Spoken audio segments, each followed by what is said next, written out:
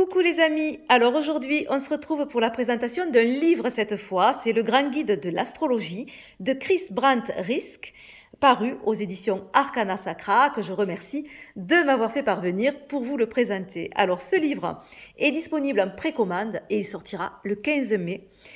Alors si vous êtes passionné d'astrologie, si ça vous questionne, si vous avez envie d'en découvrir plus, ben, ce livre, il est fait pour vous parce que, admirez-moi la bête, on a quand même un gros livre où il y a une mine d'informations. Il y a, je crois, 495 pages. Voilà.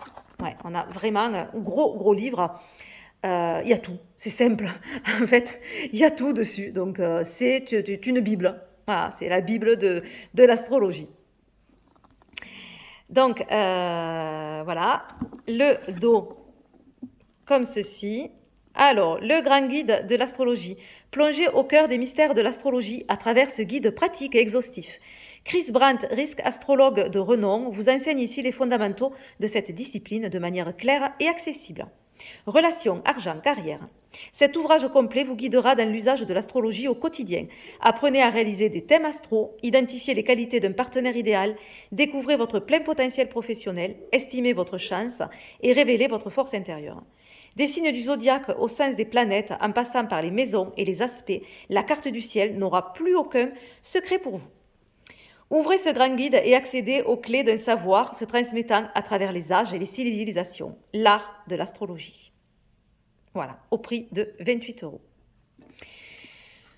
Voilà pour ce livre. Alors, on va découvrir ensemble. Je ne sais pas si je vous rapproche, mais si je vous rapproche, ça va être peut-être compliqué de tout voir. Alors, regardez, bon, déjà, à propos de l'auteur, voilà, une explication. Et regardez si c'est beau. C'est sublime.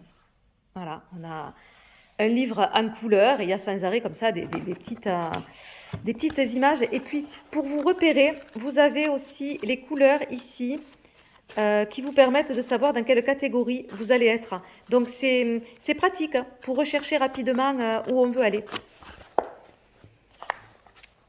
Voilà, alors, dédicace et remerciements. Et on va regarder ensemble ce beau sommaire. Alors, on a l'introduction, on a les bases de l'astrologie. Pourquoi étudier l'astrologie? Ce que révèle votre thème natal, le langage de l'astrologie, l'éphéméride. Ensuite, nous avons les signes, les planètes, les maisons, les aspects, l'astrologie en action. Et après, toutes les annexes. Voilà, donc l'introduction, votre thème de naissance dit tout de vous, votre potentiel, vos dons et les possibilités qui s'offrent à votre vie. Il montre à la fois ce qui vous vient naturellement, ce que vous pouvez maîtriser avec quelques efforts, et ce qui ne serait probablement qu'une perte de temps. De toute façon, l'astrologie, comme la numérologie, ce sont des outils en développement personnel qui sont incroyables, et des outils de connaissance de soi. Donc c'est chouette d'avoir des bons bouquins qui permettent de bien travailler en fait. Alors, les bases de l'astrologie.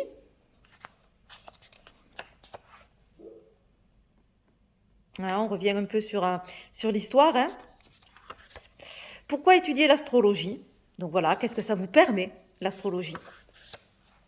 Et chaque fois, ce que je trouve bien dans ce livre, c'est qu'il y a un tableau qui reprend certaines choses importantes, en fait. Et vous allez sur ces tableaux et vous avez des choses importantes.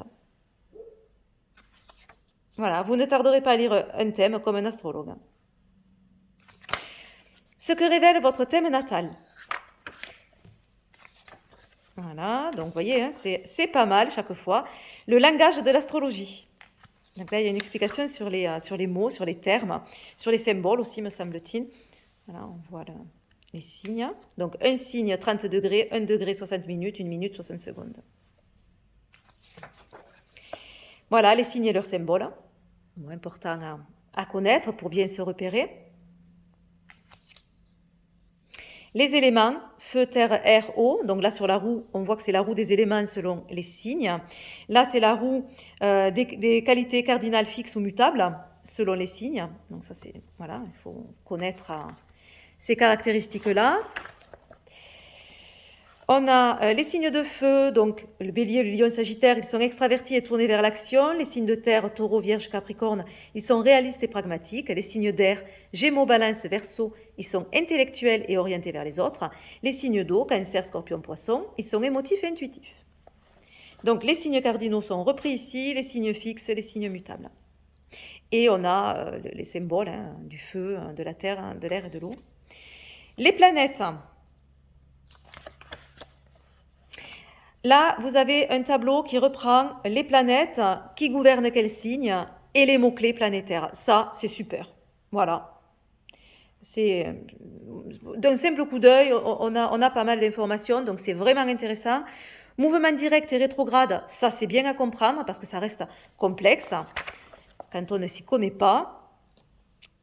Voilà, donc là, planète rétrograde et cuspice des maisons dans le thème de Tiger Woods. Voilà, il y a des thèmes aussi qui sont présentés à titre d'exemple et c'est pas mal pour suivre, j'aime bien moi. Les maisons, donc là, les maisons qui sont là, le signe naturel par rapport aux maisons, planète maîtresse et les domaines de vie gouvernés par la maison. Voilà, ça aussi, c'est génial, ça c'est top, voilà. Ça, ces tableaux-là, ce qui est intéressant, ça serait aussi de se faire des photocopies et de les avoir à disposition rapidement, je trouve. Parce que ce livre est intéressant également si vous avez, par exemple, des jeux sur l'astrologie et que vous êtes un petit peu limité par le bouquin qu'il y a avec le jeu et que vous ne comprenez pas tout. Et que vous aimeriez un petit peu plus rentrer dans le détail pour bien comprendre votre jeu et bien l'utiliser, mais ce livre, c'est une mine d'informations et vous avez vraiment des explications qui peuvent vous éclairer, vous aider dans l'interprétation de ces jeux. Donc, c'est intéressant aussi. C'est un bon complément, quoi. Maîtrise des maisons et mots-clés. Par exemple, cancer, foyer, famille, lion, enfant, sport, créativité. Vierge, environnement de travail, santé, etc. Donc ça, c'est pas mal aussi. Ça, voilà, ça reprend ce qui a été dit, mais du coup de façon plus visuelle. Les cuspides des maisons angulaires. Donc là, on est dans des choses un petit peu plus techniques. Les aspects. Donc les aspects, conjonction, sextile, trigone, carré, opposition. Ils vous disent quel degré, le symbole de ces aspects et les mots-clés. Et on a aussi visuellement l'aspect qui est mis en lumière. L'éphéméride, on connaît tous ça, c'est vraiment la base, c'est un petit peu la référence pour les astrologues, c'est leur outil de référence, quoi. L'éphéméride. Donc il vous explique. Nombre d'heures à soustraire à l'heure, ah oui, France, plus 1, avec les heures d'été, etc. Les conversions par fuseau horaire, ça c'est... Voilà. Il est beau ce livre, hein. C'est joli. Maintenant, on passe à la seconde partie qui sont les signes. Puis, il est agréable au toucher. Les signes solaires. Voilà, explication sur les signes solaires. Éléments et qualités. Donc là, on reprend les signes d'air, les signes d'eau, cardinaux, fixes, mutables. Là, on a un tableau avec les caractéristiques pareilles. Ben voilà, ça reprend, c'est formidable. Le bélier qui est un feu, qui est cardinal. Courage, initiative, impatient, impulsif, compétitif, dynamique. Je sens que vous allez avoir envie que je vous lise tout le monde, parce qu'on va dire, oui, mais moi je suis scorpion, elle ne m'a pas dit. Taureau, terre fixe, stable, obstiné, déterminé, paresseux, conservateur, dévoué. Gémeaux, air, mutable, sociable, séducteur, éparpillé, agité, alerte, adaptable. Cancer, eau, cardinal, émotif, domestique, maternel, protecteur, intuitif, réceptif. Lion, feu, fixe, confiant, loyal, têtu, snob, égoïste, généreux, affectueux. Vierge, terre, mutable, pragmatique, critique, réservé, bon discernement, fiable, intuitif. Balance, air cardinal, sociable, coopératif, impatient, équitable, vaniteux, dépendant. Scorpion, eau, fixe, têtu, implacable, émotif, méfiant, résistant. Sagittaire, feu, mutable, aime la liberté, optimiste, honnête, dépensier, indulgent. Capricorne, terre cardinal, ambitieux, conservateur, responsable, pessimiste, patient. Verseau, air fixe, indépendant, rebelle, distant, inventif, intellectuel. Poisson, eau mutable, compatissant, sensible, impressionnable, irréaliste, égocentrique.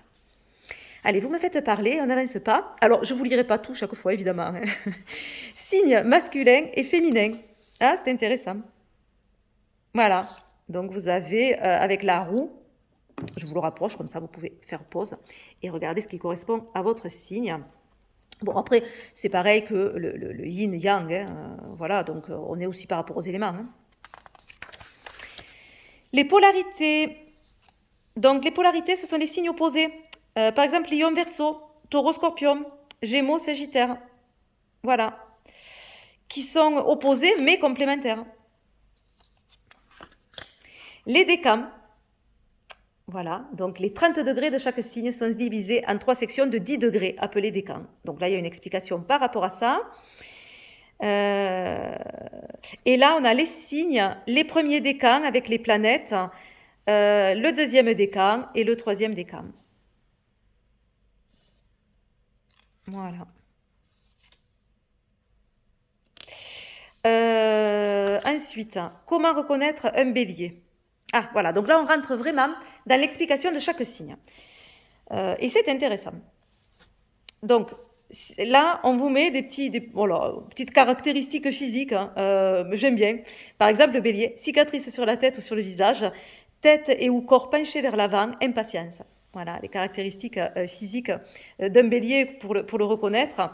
Et puis, on a le symbole, l'emblème, la planète, maître, hein, maison naturelle, l'élément, la qualité, donc cardinal, fixe ou mutable, partie du corps, pierre précieuse, la couleur, la fleur, la phrase clé, le mot-clé. Donc phrase clé, par exemple, je suis, mot-clé, initiative. Traits de personnalité, pays, région, les villes, les choses ordinaires gouvernées par le bélier, les célébrités du signe du bélier. Vous voyez qu'on a énormément de choses pour chaque signe. Et ce n'est pas terminé. On tourne. On a l'encadré, donc du coup, le bélier, avec les principaux points forts, les principaux défis. Voilà. Et après, toute une explication sur ce signe. Le signe solaire bélier, c'est pas terminé. Avec les relations, la carrière. Vous voyez, il y a vraiment tout. Hein. L'argent. Et voilà. Et on passe maintenant à l'autre signe, au taureau. Voilà, c'est vraiment, vraiment intéressant. Hein. Voilà, donc ça, pour chaque signe. Donc ça, on va passer un petit peu plus vite. Hop. Donc je pense qu'on va atterrir dans le vert, là. Voilà. Donc on est dans le vert. Et le vert, ça représente les planètes. Donc voilà, maintenant une explication sur toutes les planètes. Avec toujours des petits tableaux qui reprennent des choses essentielles. Hein. Ouais. Alors, interprétation facile. Les mots-clés facilitent l'interprétation d'un thème. Voici quelques exemples de planètes à un signe pour vous aider à commencer. Ça, c'est intéressant, comme je vous disais, quand vous avez des oracles et que vous voulez vraiment bien interpréter, je trouve que ça aide beaucoup ce bouquin. Par exemple, vous avez Mercure et Cancer qui sortent ensemble. Processus mentaux plus émotionnel. Mercure, processus mentaux, Cancer, l'émotionnel. Donc ça donne réflexion basée sur les émotions. Vous avez Mars en Lion. Mars, c'est la motivation. Lion, c'est l'ego. Ça donne leadership. Vous avez Jupiter et Taureau. Jupiter, l'abondance. Taureau, l'argent. Sécurité. Saturne et Verseau. Saturne, restriction. Verseau, indépendance. Autonomie. Voilà. Et comme ça, c'est une bonne aide, je trouve, pour interpréter très facilement, là, sans rentrer vraiment dans les détails, mais hop, d'un coup d'œil, on a une phrase ou un mot-clé. C'est très intéressant, du coup. Donc voilà, le Soleil. Donc le symbole, chaque fois de la planète. Le signe que gouverne cette planète. La maison naturelle. La signification. Gouverne, là par exemple, les enfants, l'or, le cœur, le système glandulaire, la moelle épinière, etc., etc. La mythologie, donc Apollon, ça c'est chouette, qu'il y ait une partie sur la mythologie. Voilà, ensuite, voilà, donc ça on a cette explication pour chaque planète. Ah, on a la Lune dans les signes. Oui, forcément, donc le Soleil, on ne l'a pas dans les signes puisque c'était toute cette partie, le Soleil dans les signes, hein, puisque c'est notre signe. Après, quand on change de planète, on a donc la même chose, symbole, signe gouverné, la maison, la signification, gouverne, mythologie, l'explication, Mais également, après une partie, la lune dans les signes. Donc lune en bélier, taureau, gémeaux, cancer. Voilà. Donc hop, sur tous les signes. Et on va avoir sur toutes les planètes la même chose avec la Mercure dans les signes. Voilà, etc. Donc on va hop, changer. Alors je regarde quand même qu'il n'y ait pas autre chose. Si, il y a encore des choses. Voilà. Là, on a terminé avec les planètes. On a la maîtrise planétaire. Donc chaque planète gouverne ou est associée à un signe particulier. Les exceptions sont Mercure et Vénus qui gouvernent chacun d'eux 2 signes. C'est parce qu'il y a 12 signes et seulement 10 planètes. Voilà, donc là le tableau qui reprend. Donc là on a le signe maître moderne et maître traditionnel. Donc on voit qu'il y a eu quelques petits changements. Il n'y en a pas eu beaucoup, mais il y en a eu quelques-uns. Puissance des planètes. C'est vraiment intéressant tout ce qu'il y a, honnêtement. Planète, domicile, exil, exaltation, chute. Qu'est-ce qu'une planète? Mercure rétrograde. Ouais, on connaît tous cette phrase. Puis on a tous vécu Mercure rétrograde. Lune vide de course. Alors ça, je ne connaissais pas. C'est la période qui s'écoule entre le moment où la Lune fait son dernier contact avec une autre planète et le moment où elle change de signe. Ah voilà, oui. Donc, on a des exemples. Hein, Brad Pitt, Tom Hanks, etc. Voilà, donc c'est bien, hein, ça aide. Et on passe maintenant aux maisons. Donc, on change de couleur. Donc là, on va voir les 12 maisons.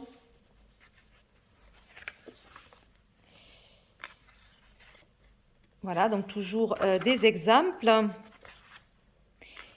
Alors, les maisons. Hémisphère et cadran. Voilà, il y a des choses assez techniques. Hein. Classification des maisons, fonction élémentaire des maisons, les maisons individuelles. Donc là, une explication sur chaque maison, qui est assez courte, je trouve, et c'est bien. Hein, parce que voilà, ça peut aider. Et à la fin, en plus, il y a, c'est pas un résumé, mais enfin, il y a des choses marquantes où on peut rester sur ça pour aller encore plus vite. Par exemple, la maison 4, Cancer et Lune. Représente le foyer, la famille, les parents, les racines, la propriété foncière, le père ou la mère. Voilà. C'est très bien, on peut aller très très vite comme ça. Astuce pour les horoscopes. Donc là, l'astuce, c'est en fait de prendre également l'ascendant, en fait, de prendre le signe solaire et l'ascendant quand vous lisez votre horoscope. Les maisons dérivées servent à obtenir des informations sur d'autres personnes au moyen de votre propre thème. Interprétation facile. Donc là, on revient comme le tableau que je vous avais montré. Les mots-clés facilitent l'interprétation d'un thème. Voici quelques exemples de planètes et signes à maison pour vous mettre sur la voie. Mercure plus Cancer plus maison 2. Donc processus de réflexion avec Mercure, émotionnel avec Cancer, argent avec la maison 2, ça donne une pensée basée sur les émotions, influence les habitudes de consommation. Voilà. Mars, Lion, maison 11, motivation, ego, groupe. Le leadership stimule l'ego dans les activités de groupe. Voilà. Donc ça aide pas mal, ça c'est pas mal. Les cuspides dans les signes. Donc hop, on va le retrouver dans chaque signe. Voilà, maison 1 en bélier, maison 2 en bélier, maison 3 en bélier, etc. Voilà, en taureau cette fois, en gémeaux. Voilà, donc on va retrouver tous les signes dans les maisons.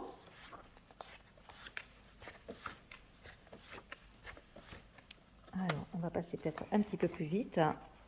Hop. Après, il va y avoir, je crois, les planètes. Voilà, les planètes dans les maisons cette fois. Le soleil à maison 1, à maison 2, etc. Donc là, on retrouve toutes les planètes dans les maisons.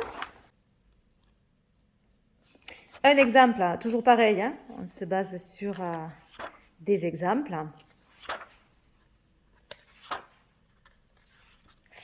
Maintenant, les aspects. Donc là, c'est quand même un petit peu plus technique, hein, les aspects, je trouve, mais c'est très intéressant aussi. Donc les conjonctions, sextiles, trigones, carrés, opposition, quinconce, semi-sextile, semi-carré, sesquicarré, parallèle, contre-parallèle, symbole, les degrés, orbes et les mots-clés. Ça, c'est pas mal, un petit mot-clé pour chaque aussi. Voilà, ça aide bien. On a au niveau visuel ce que ça donne.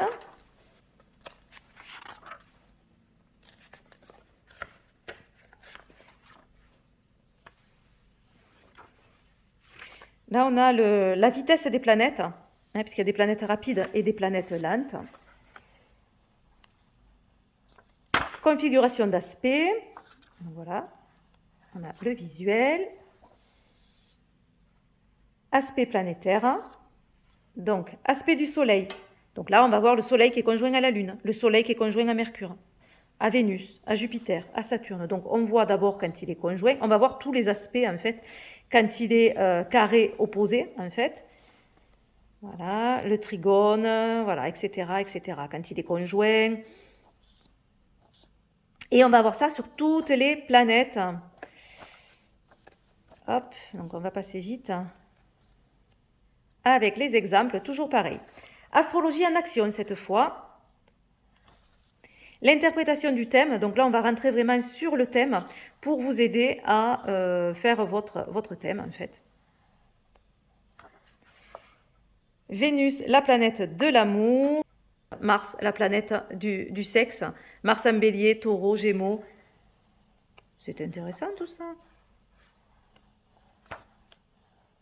L'argent, hop, carrière.